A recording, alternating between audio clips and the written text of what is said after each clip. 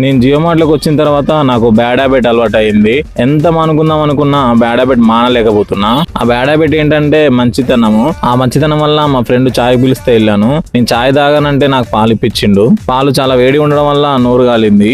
Jio mart లో నేను ఒక రోజుకి ఎంత సంపాదిస్తున్నా ఈ వీడియోలో మీకు చెప్తాను. స్టోర్ దగ్గరకు వచ్చి స్కాన్ చేసుకుంటే 6వ నెంబర్ వచ్చింది. వెంటనే ఆర్డర్ గిట్లా వచ్చింది. ఆర్డర్ యాక్సెప్ట్ చేద్దామంటే సిగ్నల్ సరిగా ఉండదు. వెంటనే ఆర్డర్ తీసుకొని కస్టమర్ దగ్గరికి బయలుదేరాను. ఈ మధ్య కాలంలో జియో ఎయిర్టెల్ సిగ్నల్ సరిగా రావట్లేదు. కస్టమర్ కి ఆర్డర్ డెలివరీ ఇచ్చేసి మళ్ళీ స్టోర్ దగ్గరకు వచ్చిన కస్టమర్ వీడియో తీస్తుంటే వద్దని చెప్పింది. తనకి ఇష్టం లేనప్పుడు తీయడం ఎందుకు అని చెప్పి తీయలేదు. మళ్ళీ వచ్చి స్కాన్ చేసుకుంటే ఆర్డర్ వచ్చింది.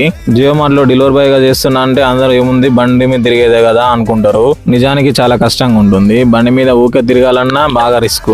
ఇక మీరైతే నా ఛానల్ ని సబ్స్క్రైబ్ చేసుకొని పెట్టుకోండి.